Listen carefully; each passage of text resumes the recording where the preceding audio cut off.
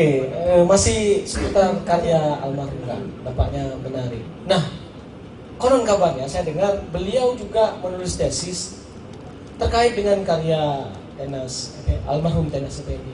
Barangkali bisa diceritakan sedikit. Pasca sarjana, doktor, bukan? Pasca sarjana. Ya, insya Allah. Tapi itu karena begini, memang saya punya keinginan dari dulu sebetulnya. Saya menulis orang-orang tokoh-tokoh supaya anak-anak kita yang mendatang bisa dia tahu bagaimana orang-orang berjuang. Jadi pada saat kita makan bertiga lah, saya bilang Pak Tenas, Pak, saya nanti akan menulis dengan Bapak, tapi menulis tadi dulu. Alhamdulillah bukan tidak selesai, pas sebelum dia meninggal lah beliau. Dan saya rasa ini sesuatu yang tentu harus saya garap. Dan saya memang melihat kok karya Pak Tenas ini di Malaysia berbunyi, di Singapura berbunyi, di Thailand berbunyi, di Riau apatah lagi gitu kan ya. Ada apa dunia? Kalau kita seseorang tidak cerita, kalau saya pulang rumah malam-malam saya pulang, Mimi, siapa katanya? Abang. Berarti saya menyatakan itu saya. Berarti Pak Tenas menyatakan dirinya. Kenapa dia menyatakan? Apa betul dia menyatakan gitu? Waktu itu ada Melayu. Berarti ada di sana terkandung ada yang sesuatu yang kontradiksi. Ketika itu saya bertanya siapa, itu berarti dia tidak tahu dan tidak tahu akan yang saya kesal dan itu sebetulnya terjadi hal yang berlawanan sebetulnya. Kalau kita tinjau dari segi komunikasi gitu ya. Nah, ini seperti ini. Nah, itu hanya bisa dijawab bahwa itu tanda dan itu kita harus bisa memahaminya. Memahaminya kenapa? Oh berarti seseorang ini ketika dia berteriak mau karam, tentu dia mau karam. Berarti tidak ada apa.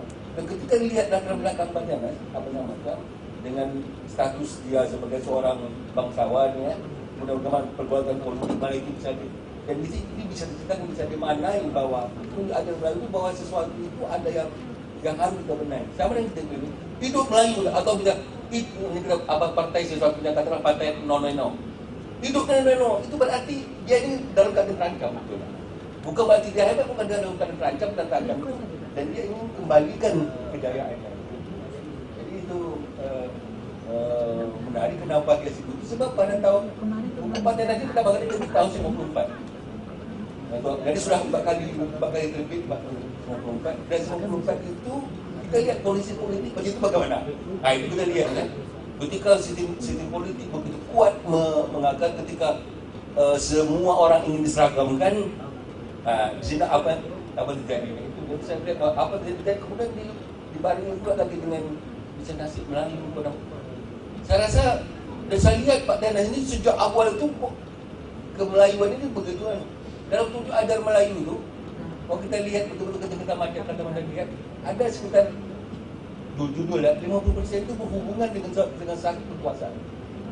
Misalnya contoh kepemimpinan, keterbukaan, gotong royong itu kan bahasa-bahasa yang bukan bahasa filsafat, bahasa yang digunakan. Dan kita maknai kenapa muncul kata ini. Nah itu yang kita. Tak ada tidak. Komunikasi politik, kaitan. Ya.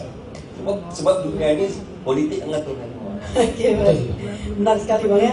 Dan kita lihat ayahanda almarhum Tenas Effendi ini dan karyanya sangat terkenal dan sangat dihargai di negeri seberang. Iya. Gitu ya.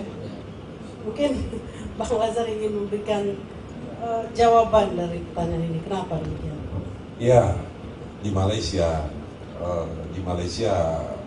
terutama kalau ada perhimpunan agung UMNO, apa itu United Malaysian Nation Organization itu adalah inti dari barisan nasional yang sudah berkuasa lebih dari sekitar 40 tahun terakhir ini. Kalau ada perhimpunan agung atau kongres itu ungkapan-ungkapan Pak Tenas Effendi ini dikutip, dibacakan begitu rupa tentang kepemimpinan, tentang akal budi, tentang apa saja oleh para ahli atau pakar atau anggota politik. Itu sangat betul, karya beliau ini sangat terkenal. Di Singapura juga Pak Tenas Effendi ini disetarakan dengan Pak Muhammad Arif dan beliau diminta berkali-kali untuk memberikan kuliah Arif Budiman namanya. Kemudian di Brunei Darussalam, dan di Malaysia itu bukan hanya di Malaysia Barat, tapi juga Pak Tenas ini menjalin hubungan yang sangat rapat dengan saudara-saudara kita di Sabah dan Sarawak. Di Thailand pernah ada kabar Tunjuk Ajar Melayu itu, bagian-bagian dari Tunjuk Ajar Melayu itu diterjemahkan ke dalam bahasa Thai ya, untuk jadi bahan pelajaran bagi murid-murid di sekolah dasar dan di sekolah menengah. Jadi luaslah memang, sangat terkenal. Mengapa itu ya? Mengapa terkenal di sana? Mungkin berbeda ya, mungkin berbeda. Kalau di Brunei, karya-karya Tunjuk Ajar Pak Tenas dan pepatah petiti ungkapan-ungkapan Pak Tenas itu seperti memperkuat jati diri Brunei Darussalam, kerajaan Islam Brunei Darussalam itu, ya, memperkuat. Jadi itu bertemu dengan hasrat di Brunei itu, atau politik identitas di Brunei itu. Nah, apa yang dikemukakan oleh Pak Tenas adalah hujah atau argumen yang penting untuk memperkuat politik identitas Brunei Islam. Gitu. Berbeda misalnya dengan di Malaysia. Di Malaysia, karya-karya Pak Tenas ini digunakan, karya-karya Pak Tenas ini digunakan untuk dua hal. Yang pertama, secara eksternal, orang-orang di Malaysia ini kan berhadapan dengan isu-isu perkauman, ya, isu-isu perkauman. Jadi Melayu vis a vis atau Melayu berhadapan dengan yang bukan Melayu. Lalu orang-orang di Malaysia, orang-orang di Malaysia ini, para pakar, para ahli-ahli politiknya menggunakan karya Pak Tenas ini secara kontekstual sebagai bagian dari ini menunjukkan kebesaran, ya, kebesaran Melayu itu. Mengapa Pak Tenas? Ya karena Pak Tenas ini kan menyelam ke kedalaman, ya, menyelam ke kedalaman atau mengembara sampai ke mata air kebudayaan Melayu itu. Sesuatu yang tidak sempat lagi dilakukan oleh orang-orang di Malaysia masa kini yang sudah mau bergegas semuanya, mau cepat-cepat. Jadi mengagetkan, mengejutkan memang bagi orang-orang Malaysia bahwa Melayu itu ada macam ini ya, gitu ya. Apa tanda Melayu jati? Lalu kemudian Pak Tenas menguraikannya. Ya, apa tanda Melayu jati? Ini lagi ya, apa tanda Melayu jati? Begitu ya. Nah, ini tak sempat diburu oleh para pakar Melayu di Malaysia itu sekarang. Pak Tenas mengalami hal itu dan menuliskan pengalamannya, bukan untuk masa lalu, tapi untuk masa kini dan masa depan. Jadi kalau Pak Taufik Ikram Jamil dari komunikasi dan politik, maka saya melihatnya dalam dua konteks ya. Pak Tenas ini adalah manusia beraksara, manusia tulisan yang menimba air dari kelisanan yang terserak. Pak Tenas sendiri menyebut itu remah, ya, remah. Jadi dari kelisanan.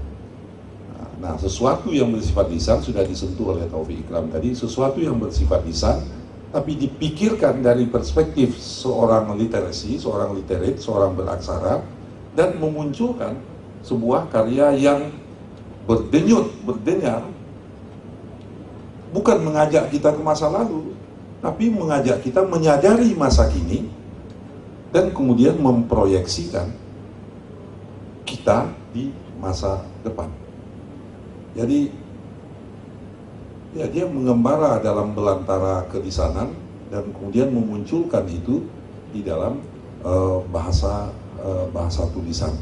Nah, itu tidak dilakukan, tidak sempat dilakukan oleh kawan-kawan di Malaysia. Di Malaysia ada memang seorang bernama Zaba, ya ada seorang, tapi Zaba sungguhnya adalah manusia yang adalah seorang tokoh yang datang dari keberaksaraan dan juga tunak di dalam keberaksaraan itu.